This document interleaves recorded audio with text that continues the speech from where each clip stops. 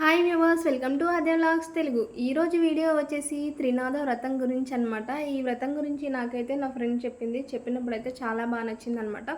ఈ వ్రతాన్ని నేను 3 డేస్ అయితే చేశాను.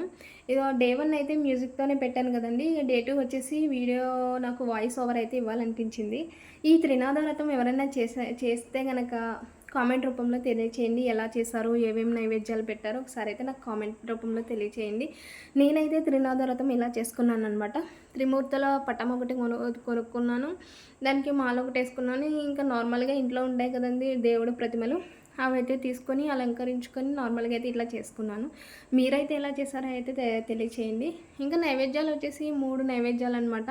చలిమిడి అండ్ పానకం, వడపప్పు అవి కాకుండా నేను సెపరేట్గా 3 నైవేద్యాలు అయితే చేశాను. దద్దోజనం, పులిహోర అండ్ రవ్వతో అయితే స్వీట్ చేశాను అనమాట. నా వీడియోని కనుక నచ్చినట్లయితే లైక్ చేయండి, షేర్ చేయండి, సబ్స్క్రైబ్